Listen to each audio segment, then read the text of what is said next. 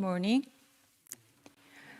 Today I'd like to talk about silence. Not the awkward kind of silence when no one is talking during a conversation, but the silence when you quiet your mind. I remember walking on our trails one Saturday afternoon. I usually carry my cell phone and an earphone to listen to YouTube or podcasts while taking a walk. Because English is my second language, I always feel like I need to spend as much time as possible in listening or reading in English. But on that day, I decided to leave my cell phone in my room. It was a beautiful spring day. Without the cell phone in my hand, I could just walk. Soon I realized that everything felt more vivid and alive. The green leaves of the trees, wildflowers, the breeze, clouds in the blue sky. From time to time, I stopped to take a picture of them because they were so beautiful. This I rarely do. When I arrived at the creek trail, I sat on the bench and listened to the sound of the flowing water. I looked around, and I still remember how tall the trees were, how the sunlight penetrated the leaves, and even their shadows. I heard the bird chirping and other subtle sounds, but I also felt some silence underneath all the subtle sounds. As I was walking in nature, being aware of its silence, the stream of thinking subsided, and I became silent within. When I came back to my room, I felt like I had been to some place where I had never been. Of course, it was the same trail that I used to take all the time. I'm not saying that we should not listen to podcasts when we take a walk. I'm trying to share what I felt that day. We human beings have a very similar aspect of silence in our minds because we are part of nature. Just like I was able to access to the silence in nature by deciding to leave my cell phone in my room, we can always return to our inner silence if we decide to quiet our inner chatter. Nature manifests marvelous existence in silence. Likewise, wonderful qualities of the human mind, such as equanimity, wisdom, and righteousness, are restored when you are experiencing inner silence. Sotaesan, the founding teacher of Won Buddhism, also describes these qualities as perfect and complete, utterly impartial and selfless. I think the enlightened masters tried so hard to find the precise words that match this state of mind. Words are like the fingers pointing at the moon. It is the moon, not the finger, that you want to get to. Therefore, we shouldn't be deluded by the words. So many ideas and images are attached to the words, such as silence or emptiness. This prevents us to get to the moon. When we talk about the inner silence, it's not a passive state of numbness. On the contrary, when this state is present, you become more aware of the world and your surroundings because there are no restless thoughts to distract you. How can you experience this inner silence? We practice meditation to cultivate and expand this space in our mind. However, It is not that we need to necessarily sit on the cushion to experience it. It is possible that we return to our inner silence almost immediately if we decide to stop the constant chatter of the mind. I would say silence is like your friend, always standing outside of your front door, but cannot enter without your invitation. Let me share my experience. One day, I became angry at someone while I was reading the email that he sent me.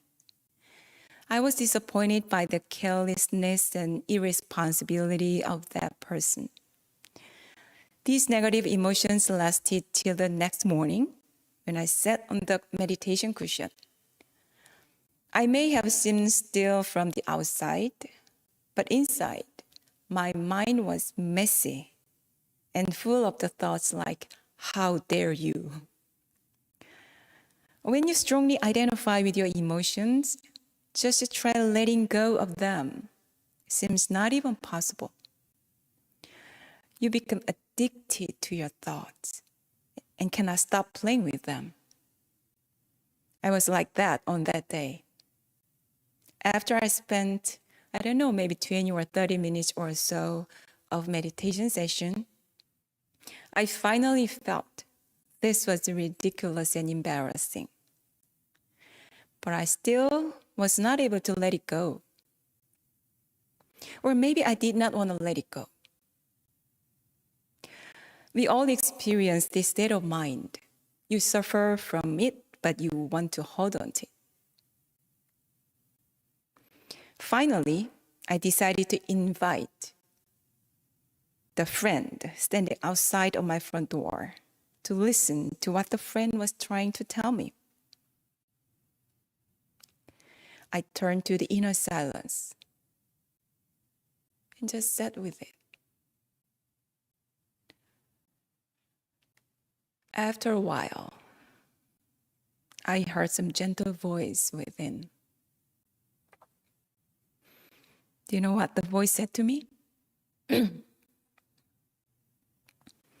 It said, "You've done the same thing to other people before." It was true. I had done the same thing before with the same reason I assumed that person also would have had. As I heard this gentle inner voice say this to me, the fire that burned my mind was extinguished. This happened even though I did not try to understand that person. How can you explain this?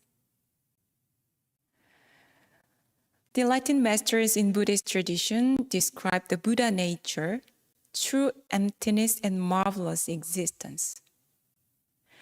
As it says in the essential dharmas of daily practice, when our mind becomes empty of conditioned thoughts and emotions, it becomes free from disturbance, delusion, and wrongdoings.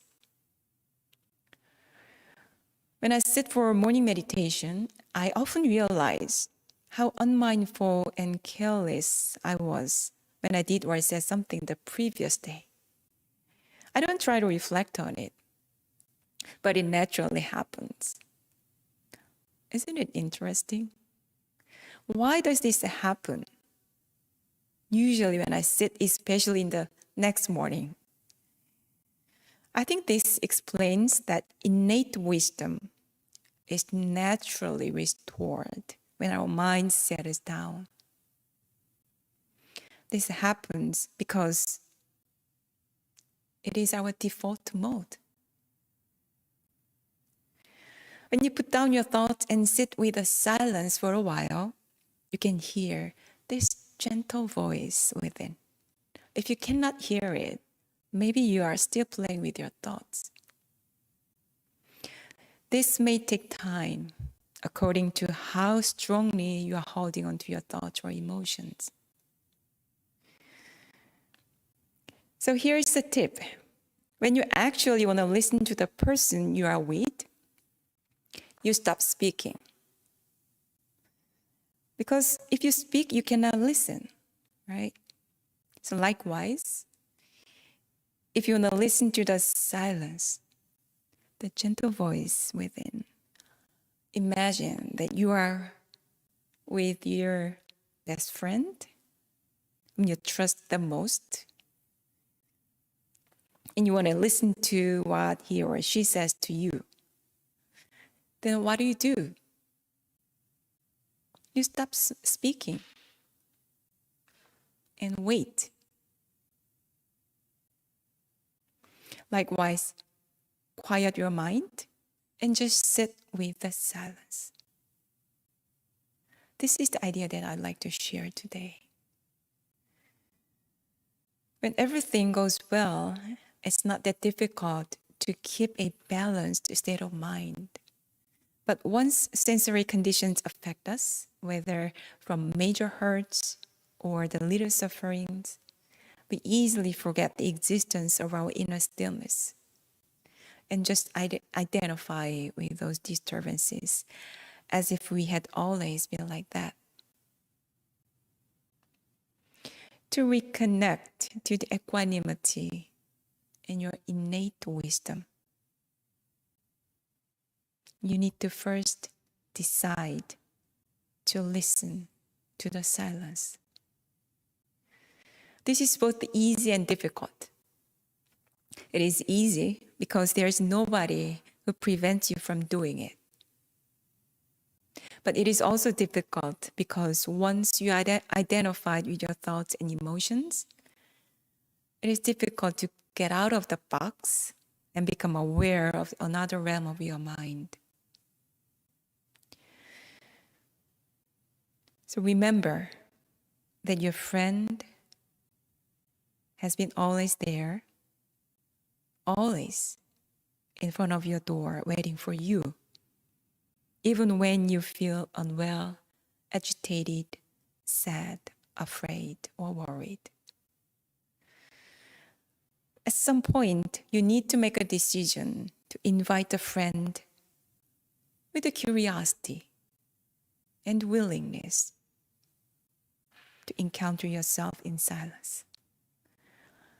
So there may be so many great teachers, Dharma friends, and great books. But there is no one else to do this for you. If you practice sitting meditation regularly, you will become more closer to the friend. So it will be easier to invite the friend. We sometimes chant the spiritual mantra in our Sunday service. Whenever I chant the spiritual mantra, it reminds me that I am originally connected to the universe. And therefore, I can reconnect to it whenever I decide to. So I'd like to finish my talk today by reading the spiritual mantra for you. The spiritual mantra. The spiritual energy of heaven and earth permeates my mind. My pure consciousness touches all things in the universe. Heaven, earth, I become one. I join with heaven and earth, creating harmony. Thank you.